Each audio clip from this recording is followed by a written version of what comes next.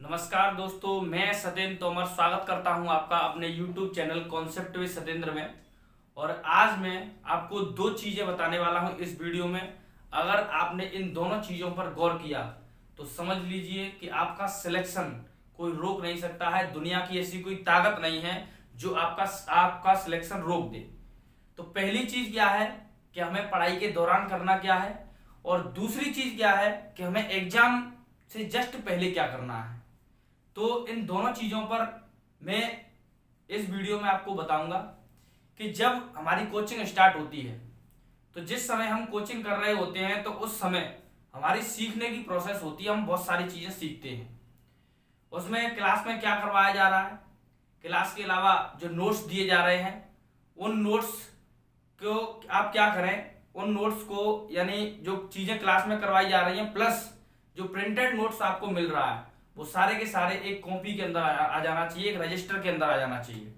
और उसका यानी हर सब्जेक्ट का अपना एक अलग नोट्स होना चाहिए और वो भी डिटेल में। तो ये सारी जो प्रोसेस है, ये प्रोसेस तो हमें तब कब तक करनी है, जब तक हमारी कोचिंग चल रही है तब तक। लेकिन मैं आपको बता दूं कि वास्तविक पढ़ाई कब स्टार्ट होती है। वास्तविक पढ़ाई उस दिन स्टार्ट होती है जिस दिन हमारी कोचिंग खत्म हो जाती है। जब हमारी कोचिंग खत्म हो जाती है उसके बाद हमें क्या करना है, तो उसके बाद जो हमारे डिटेल में नोट्स हमने बनाए हैं उनका रिवीजन करना है। और रिवीजन किस टाइप से करना है, तो रिवीजन इस टाइप से करना है कि उनका हमें एक और नोट्स तैयार करना है और वो हमारा होगा शॉर्ट नोट्स, जिसको हम बोलते हैं सिनॉप्सिस। यानी जो शॉर्ट नोट्स होगा, जैसे मान लीजिए आपने हिस्ट्री का नोट्स सुनाया, हिस्ट्री का नोट्स जो है वो 100 पेज का है, तो आपको क्या करना है, उस 100 पेज को कन्वर्ट कर देना है 10 पेज में। जो 10 पेज का आपका नोट्स बनेगा वो होगा आपका सिनॉप्सिस और वो होगा आपका रामबाण। और इसी प्रकार से हर सब्जेक्ट के साथ यही करना है, चाहे वो मैथ हो, चाहे इंग्लिश हो, चाहे वो ज्योग्राफी हो, चाहे वो पॉलिटी हो। हर सब्जेक्ट का आपको एक सिनॉप्सिस तैयार करना है। और जब 10-10 पेज का आपके पास सिनॉप्सिस होगा तो सारे जो सब्जेक्ट होंगे आपके मैक्सिमम कितने सिनॉप्सिस बन जाएंगे, मान लो 6 बन जाएंगे, 7 बन जाएंगे, 8 बन जाएंगे, तो मैक्सिमम आपके पास वही 50 से 60 पेज 70 पेज जो होगा वो आपको एग्जाम टाइम पे पढ़ना है।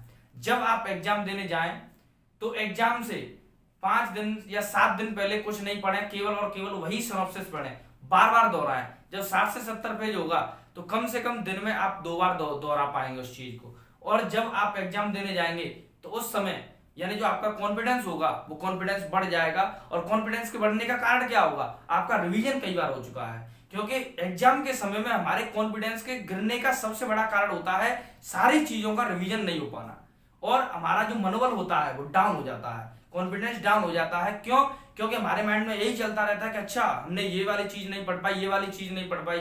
लेकिन अगर आपने सभी सब्जेक्ट का सिनॉप्सिस तैयार कर रखा है तो आपके अंदर ये भावना आ जाएगी कि हमने सारी चीजें पढ़ ली हैं, और ऑटोमेटिक एग्जाम में कम से कम 5 से 7 क्वेश्चन का जो आपका एक तरीके से अगर हम कहें कि आपका जो कॉन्फिडेंस बढ़ा है उसके कारण आपका जो परफॉर्मेंस होगा वो 5 से 7 क्वेश्चन ऊपर चला जाएगा। और सिलेक्शन होने और ना होने के लिए एक क्वेश्चन पर्याप्त होता है। अगर आपका कॉन्फिडेंस जो है वो आपके 5 से 7 क्वेश्चन एक्स्ट्रा अटेम्प्ट करवा दे रहा है और बेहतर करवा दे रहा है, आपका एग्जाम में स्कोर क्या होगा, बढ़ जाएगा। अगर आपका एग्जाम में स्कोर बढ़ता है तो दुनिया की ऐसी कोई ताकत नहीं है जो आपका सिलेक्शन रोक दे।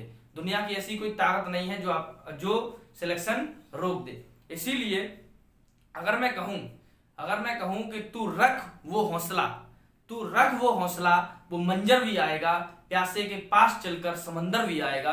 कि तू रख वो हौसला, वो मंजर भी आएगा, प्यासे के पास चलकर समंदर भी आएगा।